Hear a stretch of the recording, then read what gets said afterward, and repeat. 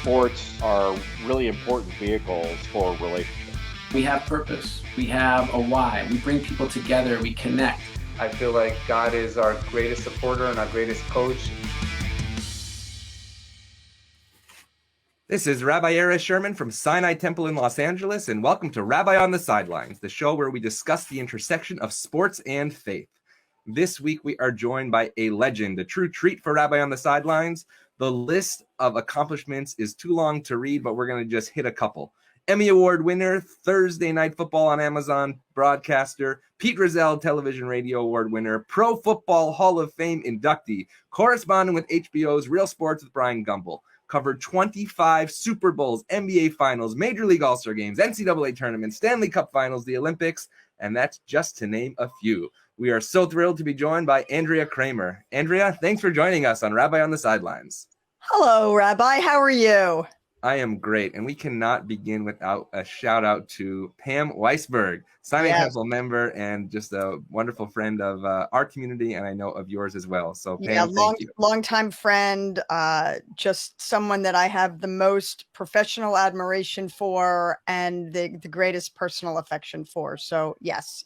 Pam is a dear friend, and I'm glad that she connected us. But now I just want to warn you, I have been known to hijack interviews. I promise you I won't do that. But I do have to ask one thing. Of course. What the heck are you doing on the sidelines? Why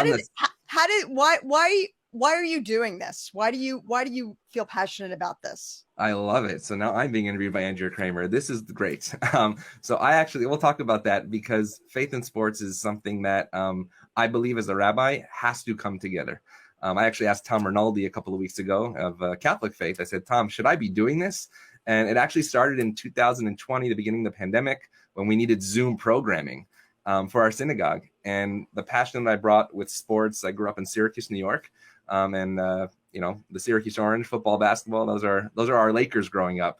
No synagogue programming happened when there was a Georgetown Syracuse game. It was absolutely not going to happen. And my dad was the rabbi. Even God has his priorities in line, right? That's true. But the synagogue gathered there. And I realized that it was really a sacred space within the Carrier Dome. Now, no longer the Carrier Dome, the JMA Dome, but that's another topic. And what I realized is I started talking to people in the sports world, both broadcasters and athletes, and it was all relationship based. It started with my Syracuse connections. During rabbinical school, Coach Jim Boeheim basketball camp, refereeing there got me through rabbinical school. A couple of dollars, but also a passion. And I realized that wherever I took my rabbinic journey, I wanted to also have sports within that. And when I got here to Sinai Temple, I was able to start a basketball camp, competing with the best basketball camps in Los Angeles. But the kids wanted to come here because they felt that a safe space and also a space that they can, I said, high-level sports and high-level values. And so in our basketball camp, we do a social action project every day. We have a Shabbat dinner as an award ceremony. We're doing things off the court. And that's why speaking to people like you, hearing what you're doing off the court, off the camera is as or even more inspiring than what I see on the camera as well. So that's just the genesis. Yeah, no, I appreciate you sharing that. I think it's absolutely fascinating because I'll be totally honest with you. And I don't know if any of your other broadcast people have talked about this. And if they haven't, then they're not telling you the full truth. And that is that in the television world, there is a very delicate balance that you have to draw with religion. One of the, you don't even know this. And I tried to find this for you to send this to you before the interview. And I couldn't yet. And it used to be posted on YouTube and it evaporated, however, whatever the word is in cyberspace. But I still do want to find it for you. It's one of the greatest stories I've ever done. It was back when I was at ESPN and it was completely religion based. And I could tell you about it later if you're interested. But the point that I'm bringing it up for is that when the story literally came to me, I said to my coordinating producer on Sunday NFL Countdown for ESPN, I said, okay, this isn't one of those, we're going to get the interview and we'll say, we're going to talk about religion, but then we're going to talk about football. No, this is a story about religion. And typically, historically, it's been a channel changer. Soon as Mhm. people start hearing about religion, a lot of them just change the channel. And I said, we can't do that. So if you want to tell this story the right way, you have to make a commitment to understanding it's going to be about religion. So I've just always found that it's a very, very delicate balance, I think. And truthfully, Rabbi, there have only been a handful of athletes that I can tell you that I feel assured in my heart that their faith is as advertised. It is what they say it is, because me personally, I really struggle with, God help me win this game. Really? Yes. Did he not help Right. the other team? Mhm. Is God really cheering here? So, I think that what you're doing is really tremendous, certainly in the synagogue and with the programs and promoting healthy living and the right values and associating sport with religion. But from a television broadcast perspective, I think it has always been a relationship fraught with a lot of angst. It's actually interesting as I speak to people really in the broadcast industry. So like Jimmy Dykes from ESPN, he wrote a book right behind me called The Film Doesn't Lie. And it's all about how God watches us, and also how in the sports world, the film doesn't lie, that the film tells exactly what's going to happen. Dan Schulman, he said, you know what, we have to separate this. But then as we dug deeper, he began sharing the story of the Gulf War, where he was at that moment. He was just a junior broadcaster in hockey in Ontario. And he left the broadcast because he said, there's a war in Israel. I need to go home. And on the screen said, due to events in the Middle East, this broadcast has ended. He said, could I have done that ESPN? Probably not. But at that moment, I had to decide who I was. Seth Greenberg, ESPN, he said, the locker room is my sanctuary. And each one of these people has brought a sense of, when we use the word faith loosely, they seem to tell me that, right, it's not about God made me hit the home run and God made the left fielder drop the fly ball, but there's a deeper sense right there. And so my question is, have you seen that both in the locker room, on the field? And I know, for instance, I talked to David Sampson a couple of weeks ago, and he talked about the Kennedy case right now, that the coach goes on the field and prays after the game, and that's going to the Supreme Court. So that's the broadcast booth. What about on the field within the teams? Where do you see faith aspects in a deeper way? Well, look, take the sport of professional football, an inherently violent sport. Whatever it takes mentally for the player to prepare to get on the field, he or she, I guess, but primarily he, has to embrace that. And if his faith and however he manifests that faith, however he feels that faith is genuine to him, if that gives him confidence to be able to go out there and really, really, really, really put his body and oftentimes his life at risk, because, you hear it, but it is, as someone who has been on the field literally for decades and has heard the sounds of the game, it's not always a pretty place. And everybody is really one hit away from, unfortunately, what could be disaster. So, and certainly a career-ending injury. So if that gives them strength, then I'm all for it. The athlete who I dealt with, whose faith was the most genuine and really out there, and it's actually the subject of the story that I mentioned to you earlier, is the late Hall of Famer Reggie White. And a pastor, pastor, and was with the Philadelphia Eagles, won a Super Bowl with the Green Bay Packers. And I'll tell you a funny story. Packers win the NFC Championship game against the Carolina Panthers in 1997. And I typically, so when I was with ESPN, I'd stay over, and if it worked with the team schedule, I would do my pre-Super Bowl interviews the next few days.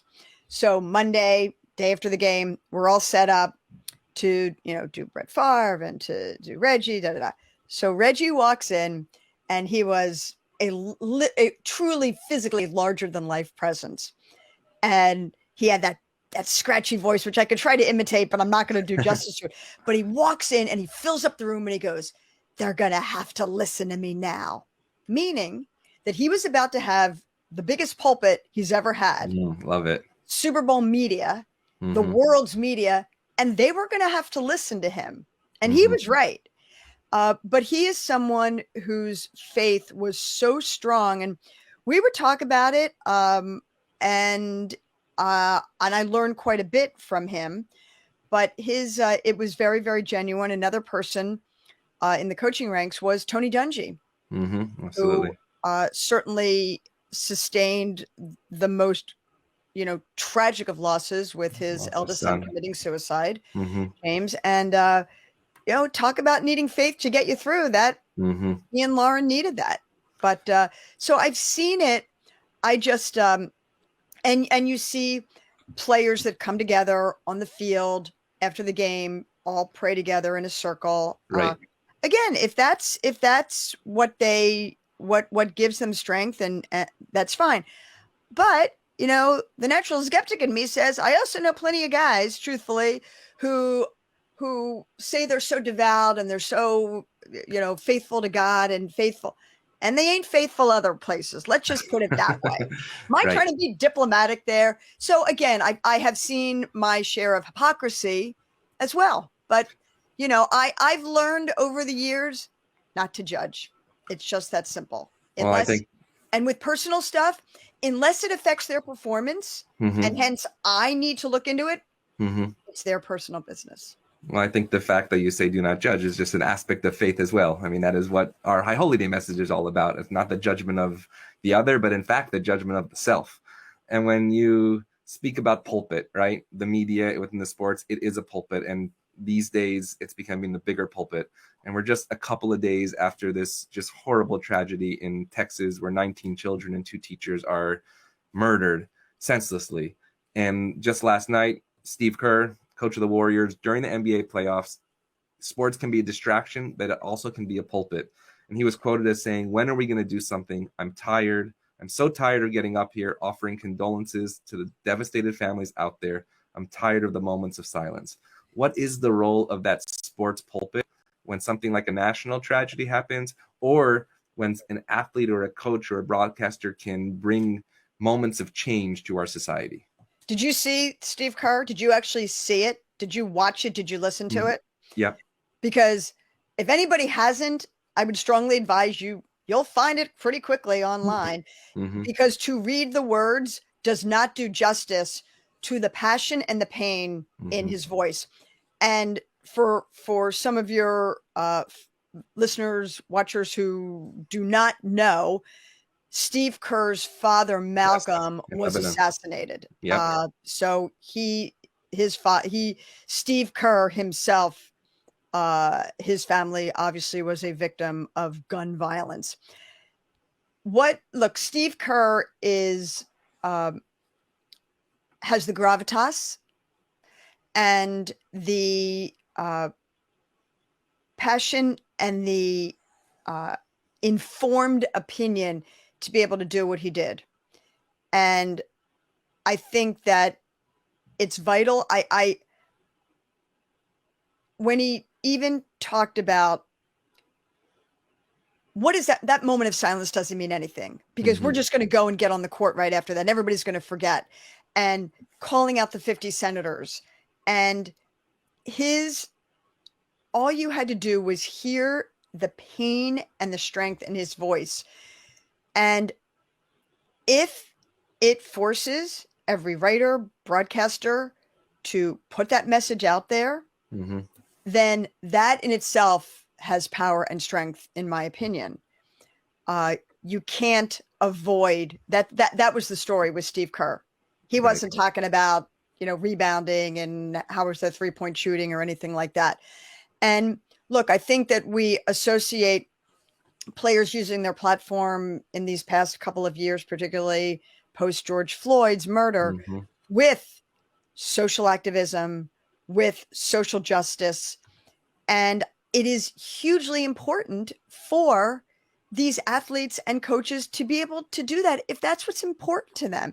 And truthfully, I got to tell you, I'd rather see the players and coaches do it than the leagues try to do performative gestures that really don't mean anything, that look like they're just doing the politically correct thing. The players are the ones, are the ones with the power. And I admire and I encourage them to use their voices as much as possible. I think you're a genius at that, just watching years of what you do on the field, but also the investigative journalism, specifically with the Real Sports and HBO. And I just finished Jim Gray's book about talking to goats, and you've talked to goats, greatest of all times, from Brady to Kobe to Phelps to Jordan. And here's a quick interview with Kobe. And I just want to ask you about, last week I had Miss Val, the UCLA Hall of Fame gymnastics coach, and she talks about the art of the nudge and the courage to ask. And you definitely have the courage to ask. And this is when you sat down with Kobe, this is what you said to him. Smile, because you know what's coming, right? Loner, selfish, single-minded, arrogant, aloof, relentless, obsessed, ruthless, and your own teammate, Steve Nash, when asked to describe you in 3 words, quote, mother effing asshole. Why are you laughing? Because they're all true. They are. I think that's what we call chutzpah in the Jewish world. How do you have the ability to sit down with Kobe Bryant, perhaps one of the greatest of all times, and say to his face those things, but deeper, trying to bring out something for the audience to really understand of who he is? Well, I think that, first of all, I think his reaction told you everything about who he is, and that he embraces that. In that Real Sports piece, and that was actually the only TV News Magazine story that he did the year that his final year playing. I had to ask him about the sexual assault allegations that occurred in Colorado. That was a little bit more fraught with. Look, I believe you can ask anything if it's asked respectfully and in the right way. If my tone had been, here's some words that were said about you, you're real this, you're this, you're this, it sounds accusatory. But I was trying to take sort of not a lighter tone, but I was quoting words that have been said about him, and then of course quoting his teammate. And I think that it was what we call good TV, but it also, the key is not just to make good TV. The key is to give the audience insight when we're doing profiles, insight into these players or coaches that they would not get otherwise. It's just that simple. But I think that you really can ask anything that you want if it is asked with the right tone and if it's asked fairly. I've been in a number of situations where you have to ask either questions that are fraught with tremendous emotion, or they may be seen as accusatory. And again, you can't back down. That's what journalism is all about. That's not, let me post something on social media because I don't have to have Andrea Kremer ask me a follow-up question. Right. And I think that I like to think, I hope that the audience is savvy enough to understand the difference between the two. And so one of the other greatest of all times that you really followed was Michael Jordan. I basically grew up in that era as a child with his posters on the wall. And this is what you said to Rich Eisen about how you nailed that interview when he came back to the land of basketball. That was the start. And then, I did all 6 of Jordan's championships, but I did everything. I did, the good, the bad, the ugly, the gambling in Atlantic City, the death of his father, following him on the road when he went and played baseball. So after that, he comes back, and you were quoted as saying, Diane Sawyer couldn't nail him, but Andrea Kremer got that interview. Well, it was actually a columnist for the San Francisco Chronicle who wrote it. Better than me saying it, that's for sure. I believe in undersell and over-deliver. That's one of my biggest mantras in life, believe me.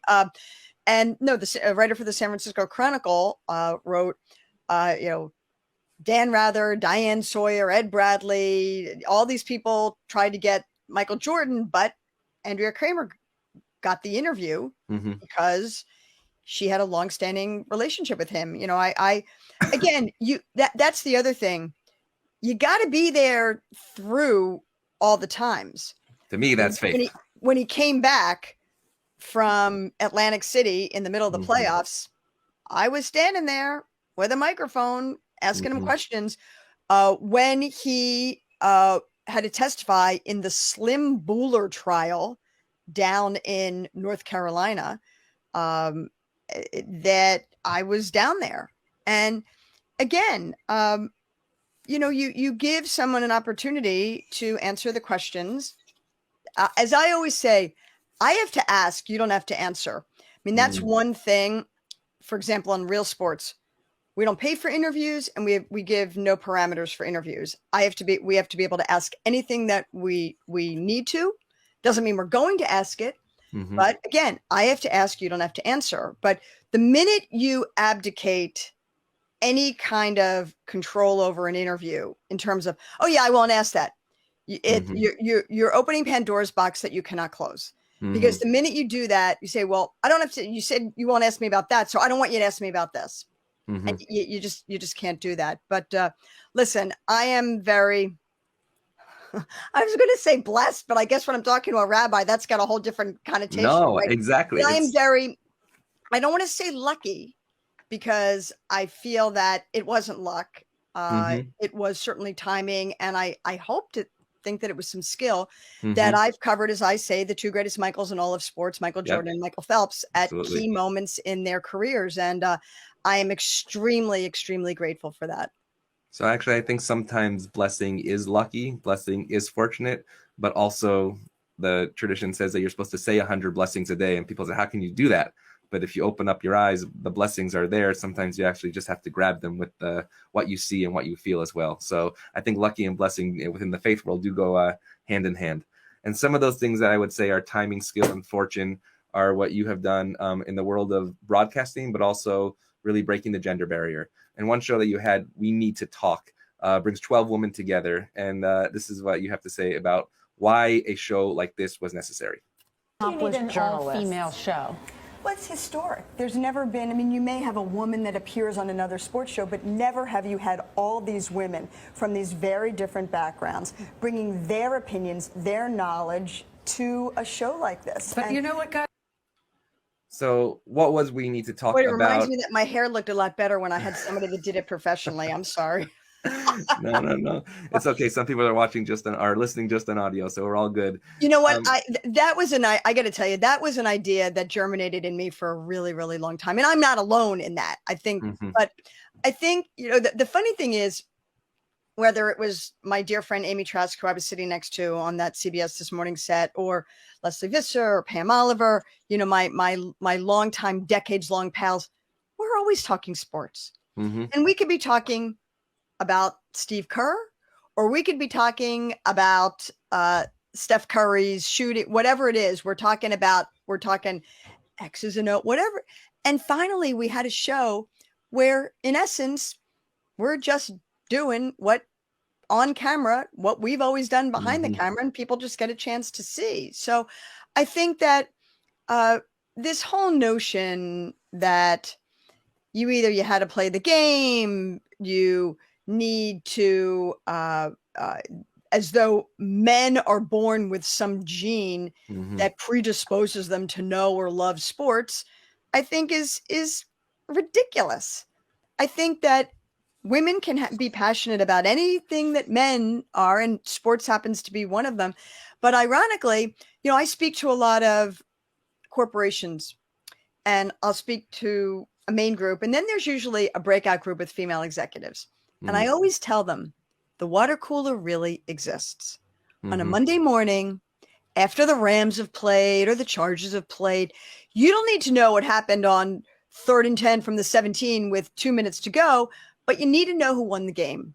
You need to know who had a good game. You need to know the headlines, because if not, you're not in that conversation at the water cooler. And it is part of the culture. And certainly it's part of a male-dominated culture.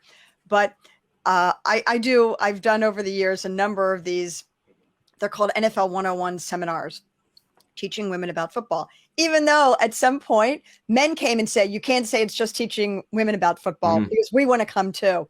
Nice. But I say it doesn't matter if you don't know a first down from a down comforter.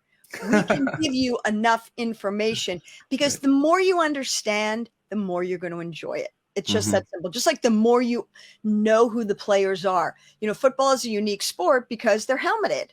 Right, exactly. You don't see their faces. You don't really see what they look like.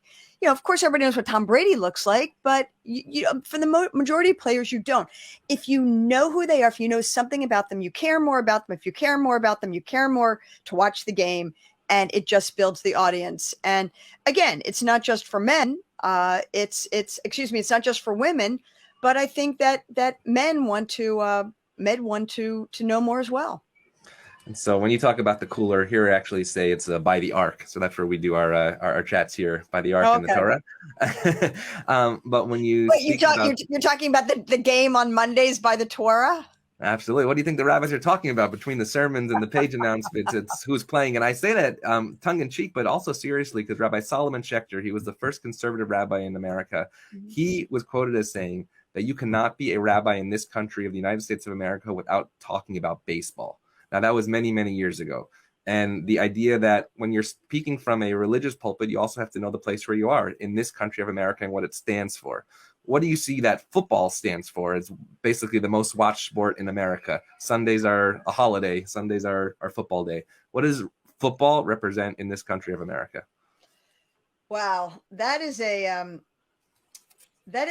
deep question in the sense that it is very multifaceted for me, because from a competitive and sporting perspective, from an analytical standpoint, from a strategic standpoint, it's a fascinating sport. Mm-hmm. There's so many layers to understand. I feel very fortunate that over the years, I mean, really, I'm talking like decades, years, I've watched so much film and I've asked questions. And when you don't know something, I always tell young people, never BS your way through something. If you don't know, just ask. People mm-hmm. always know if you really don't have the information. Mm-hmm. Watching film with coaches, but I love that. I love being able to do that. And so football has all of that. It's got the grace, it's got the grit, it's got an element of violence that people can live vicariously through. But let's not sugarcoat it. It's a violent game. Mm-hmm. And we know what it does to bodies, what it does to limbs, what it does to brains. And there is definitely a level of cognitive dissonance that people who cover the game need to really come to grips with, because mm-hmm. it's the old how the sausage is made, and sometimes it's not so tasty to know that. So mm-hmm. it's a complicated issue, but I love football. I've loved it since I was 8 years old, and I learned about it. And the thing that I had going for me, which I always say, and it's hugely important to me, is I had two parents that thought it was okay that cute little Andy liked football. Mm-hmm. And my parents supported me and bought me books and took me to games. And I convinced my dad to buy season tickets to the Philadelphia Eagles. And we did. And it really was a way that our family came together on Sundays. And it does bring people together, no doubt. And so there are stories that happen off the field. The one story that I saw that you really reported on during COVID was a story of Laurent Duvernay-Tardif, who basically said, I'm not playing football. I'm going to help people and save their lives. Another Jewish value of pikuach nefesh, to save a life. Maybe take us through that story and how you earlier you said the stories come to you. Are there times, though, that you go find that story? Oh, yeah, all the time. The public needs to hear something that, like you said, we don't see on TV. Oh, yeah, totally. I mean, the story that I mentioned with Reggie White that we haven't even talked about. But yes, with mm-hmm. Laurent is a very unique person. He is a medical doctor. Mm-hmm. He has the only active player with a medical degree. And he got that degree while he was playing football. Wow. And which is really an amazing thing. He is very, very smart, but he's also very, very driven. And he won a Super Bowl. He is Canadian, so we went to school up at McGill. He's from Montreal, outside of Montreal. And at the onset, they win the Super Bowl, and he and his partner, they go on a trip, and they come back, and they're kind of hearing about this thing called COVID. They're not sure what it is. And really to encapsulate what happened, players were allowed to opt out of the season. Right. They could opt out for medical reasons, in which case they got their full salary, or they could opt out for other reasons, in which case they did not get a full salary. The team would toll their contract, which is basically put it ahead to the next season. Mm-hmm. And that's what Laurent chose to do, because he could not see being in a public health emergency and leaving the people at the hospital to do the work while he's off playing a game, although it's a very, very, very high paying game and it's his day job and all. And for him, he had not done his rotation yet. So there are only certain things he could do.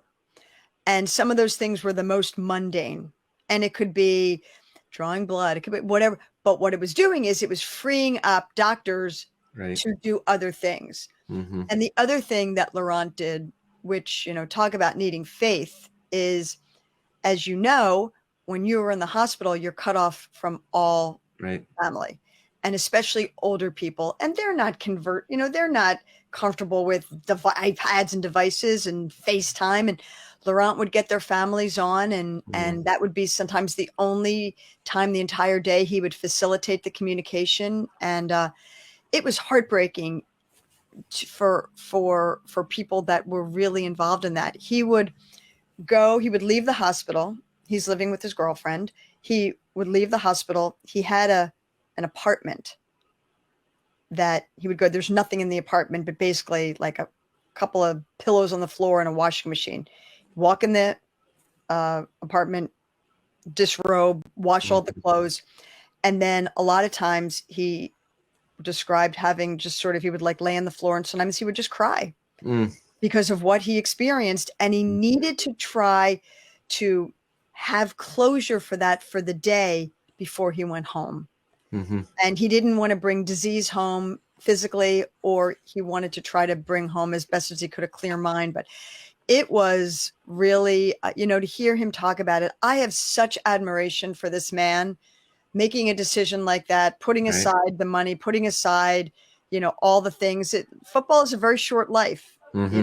There were no guarantees that the Chiefs were going to take him back. And he did the right thing. And gosh, my admiration for him is just boundless. So faith in another aspect is reaching the top. We talked about the We Need to Talk, but I want to talk about Thursday Night Football on Amazon, that the producer said, this show was made for you and Hannah Storm. If it wasn't you two, it wasn't going to be anybody. So here's what you said about speaking with Hannah about what it meant to get Thursday Night Football. When we were growing up, we didn't exist. Right. There were no women to look at and say, oh, I want to do what she does. It wasn't really a career option. No, and for me, my path was a little bit different because I started off as a writer. And then from a writer, I went to be a producer. And then Steve Sable from NFL Films, who said, I want you to co-host the show with me. This is the NFL. I had no idea how to be on camera, but I was a pretty good producer. And I figured that the good producer I was could bail out the talent that I was not at that point. And that set me off on my trajectory. So that trajectory from a writer to on camera to being the two only female duos in the studio on an NFL broadcast. What does that mean, not just to you, but to the future of my daughter, who's 10 years old, watching sports? First of all, I want to give you kudos for finding all these clips. I have great admiration for anyone who does the level of preparation that you're doing. So thank you. I really kudos to you on that. So the night before our first game in 2018, first I got a call from John Madden. My phone rings. I'm like, Coach, how are you? Why did I know about this? Why didn't you tell me? Why didn't you call me? Da, da, da, da. And he said, I don't know. I didn't want to bother you. John Madden and I used to work together for many years at ESPN and NBC. So he goes, how you feeling? And I go, I'm pretty scared, Coach. I'm pretty nervous. And he goes, don't feel like you have to cram for the test. You've been preparing for this your entire career. Love it. When John Madden says that, it's kind of like the oracle talking. So it kind of amped my anxiety level from 10 down to maybe a 6, but at least it was going down. So that's a good thing. So that was a very, very important call I got. And then I got an email from somebody, I have no idea who it is. I don't know how he got my email address, but it said in essence, good luck to you two women. Please know that on Friday morning, a generation of girls is going to wake up and know that an entirely new dream is possible. Yeah.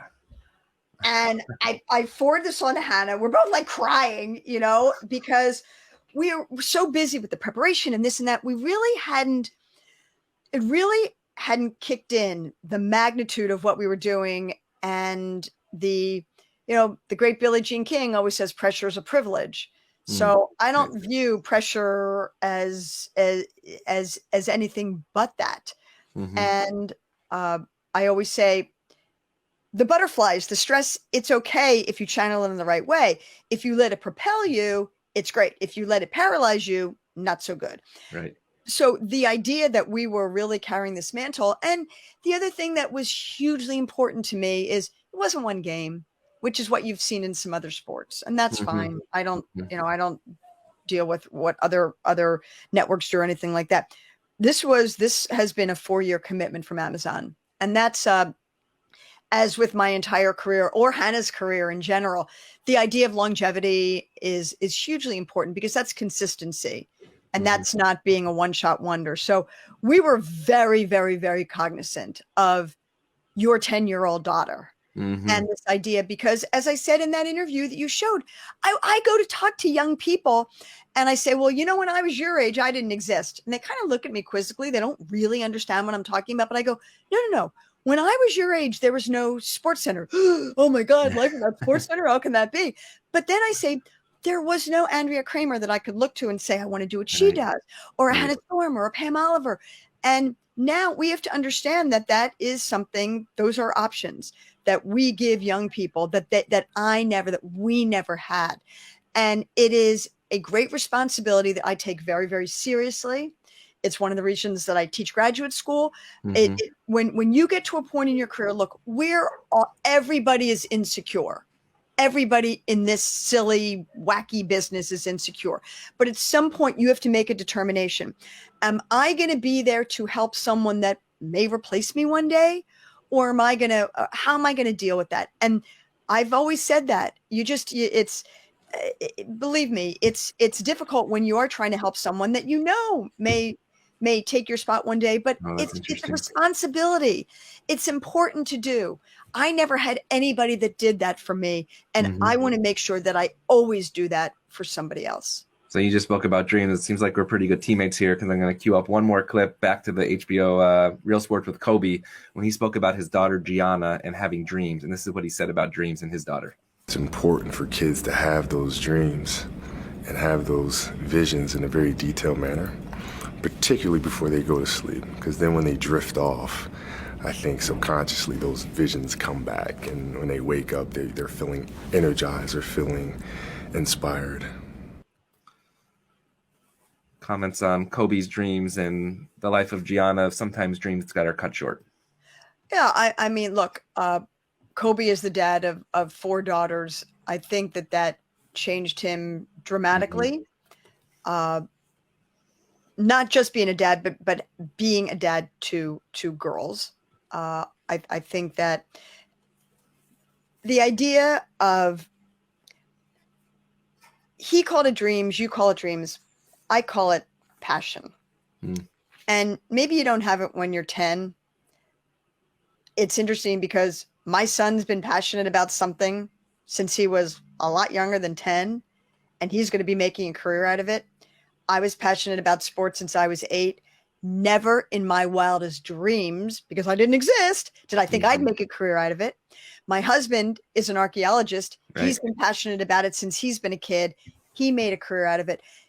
If someone can be passionate about something, and it doesn't have to be at the age of 8 or 10 or whatever it is, they can find that thing that makes them want to get up every day and makes them want to go to their job, which doesn't feel like work, but hopefully compensates them enough so that they can live.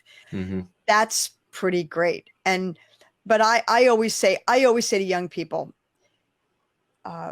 particularly a lot of women that will come to me and they want to be on the air. And oh, by the way, as not to digress, but the first thing I always say to them is, why do you want to be on the air? And if they go, oh, well, it looks really cool, you get to meet the athletes, you get to go to the locker room. No. You have no idea. Okay. Years back, I don't know if it's not the only game that's ever been canceled in the history of the NFL. The snow game. Yeah. In Philadelphia, for Sunday Night Football, we had a game that was canceled. And on Sunday, they still had our pregame show, football. You can see that picture right there. And there I am on the field at Lincoln Financial Field, bundled up, basically showing people why there's no game tonight. And, this is not exactly the most glamorous assignment, but, and when you're on the sidelines and it is rain that is going sideways, you are chilled to every fiber of your being. And, we had a game one time when my producer goes, why don't you just go stand in the tunnel? We'll the heater fuel. And I go, hey, this is the job. This is the job. And by the way, I do not miss that 1 second of my life. But anyway, there's no, as I tell the young people, it's not the glamour that you think it is. It's a lot of hard work. It's a lot of preparation. That being said, I am never in the business of quashing dreams. If someone wants to do something and they are intent upon doing it, I will always support them and try to help them in any way I can to guide them to a path to accomplish that dream. I tell people all the time, the easiest thing to do is to say no, because if you say no, it's done. You don't have to do anything. Right. If you say yes, there's got to be follow-up action. You got to do something else. And I always tell people, young people, regardless of what the industry is, don't just take no for an answer. Somebody tells you no, then what would you suggest? Is there something you didn't see in my resume or something in my interview? What feedback do you have for me about my performance? And then you say, is there anybody else that you might suggest that I talk to? Or is there somebody else that another network or another outlet you think I might run it? And then you always end with this. I know how busy you are. I'd like to stay on your radar. Are you okay if we stay in touch? And just don't let no have that note of finality. Absolutely. And so those are the things that I try to encourage young people, especially at this time. We're still, getting through COVID and all that, and jobs and cutbacks and things of that nature. And it's a very dicey situation for so many people. They're not even just all young, but you have to keep at it, and just don't let no be that end point. Oh, you said I thought you were going to say you got to have faith, because so much of what you said are those elements of faith. I set you up to say that. You can say it sounds better coming out of your mouth than it does mine. What can I tell you? No, but you said Kobe says dreams, you say passion, and I say faith. And it's the same elements to get there, right? Absolutely. Again, when somebody says pray for my loved one, well, what if it doesn't work? Does that mean that I did a bad job? And I think the same thing in your profession, in sports and broadcasting, right? The faith is, in fact, the work. I say if somebody comes here on Yom Kippur and they don't hit a home run, they don't feel anything, it's often because they didn't have batting practice. They didn't run their, 100-yard dash before they tried to, have a 50-yard run in the game. So let's then finally go back to the beginning and hear that Reggie White story about religion and why that mattered so much and why you put that on the air.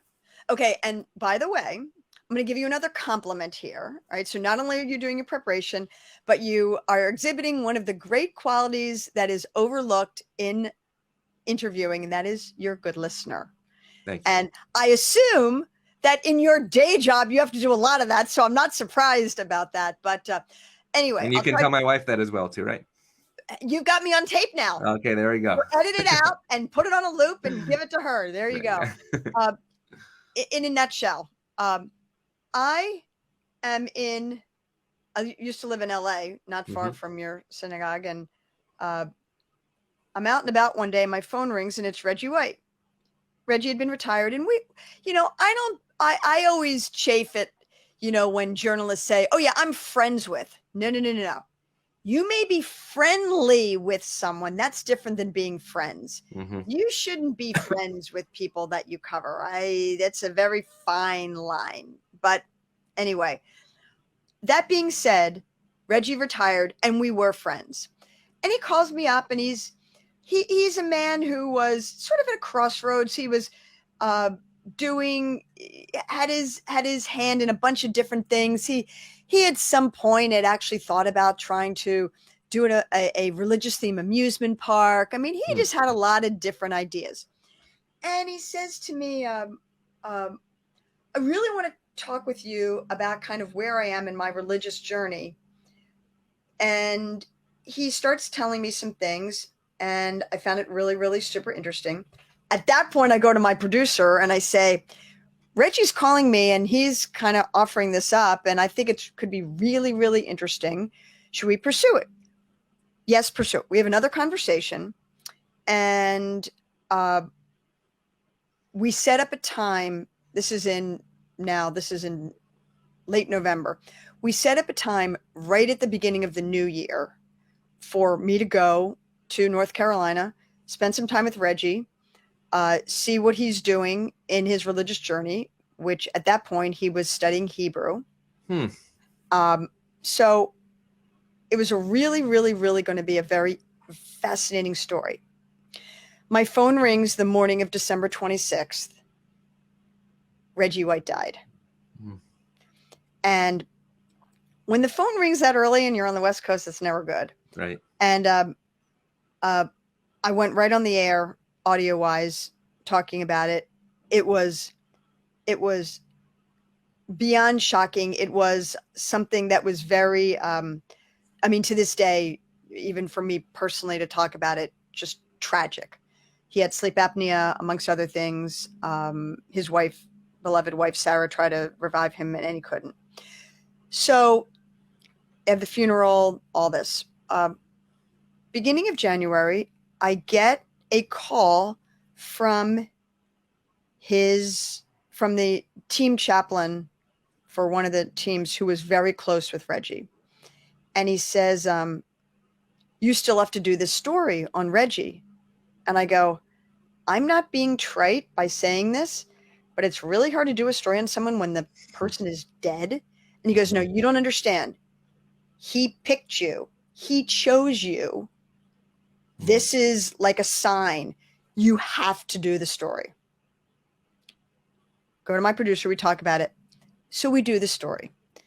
And what it was a journey through the eyes of his wife and his two children, this religious journey that he went on where he had stopped going to church and he wanted to learn about the Bible by reading it in its original language.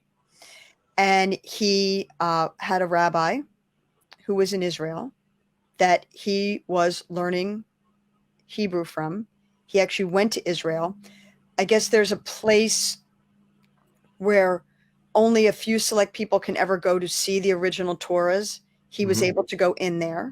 That's right. He was accused, to use his words, of becoming a Jew. That he left his faith behind when what he was doing, in essence, was trying to get a deeper connection to God by learning the language and learning more about Hebrew. And I probably am not doing a great justice to the story, but it was so powerful. It was so amazing. And an interview had been done with Reggie talking about some of this stuff with NFL Films about 2 months prior to that. But they didn't really interview Reggie, but they had him practicing Hebrew. And it was like coming back from the dead. It was just unbelievable. But to ESPN's credit, they let me tell the story. It was completely about religion. It aired on Super Bowl Sunday. Oh, wow. And it was an amazing story of faith, what it really means to educate yourself and what it means to have belief. And to this day, it's one of the more impactful stories that I've ever brought to an audience. And that's what that's what I love to do, is to try to really bring something to the audience that they didn't know about and that could make them feel something. And that story with Reggie White really, really did it for me. And to this day, is very important to me. You heard it here, everybody. Rabbi on the Sidelines, faith and football. It exists, and we are so grateful to have Andrea Kremer, Hall of Fame journalist, Emmy Award winning, literally the GOAT, one of the greatest of all time in the broadcasting industry, and now a friend of our community of Rabbi on the Sidelines. Andrea, thanks so much for being a guest, and we look forward to seeing you when you're out in LA. Thank you so much. And again, I really commend you for all the work that you do in the community, in the synagogue, and then even in this passion project of yours, Rabbi on the Sideline, the preparation that you use, great questions, easy conversation, and it's really a pleasure. And to you, all your listeners, stay healthy. Thank you. Keep the faith. There you Keep go. the faith, have your and passion, keep your faith, have your dreams, whatever you want to call it. But thank you so much. And when you see my dear friend Pam Weisberg, if you can give her a hug, even if it's a virtual hug, it would be greatly appreciated. So thank you so very, very much for thinking about me and having me on. Thank you so much. Have a great week.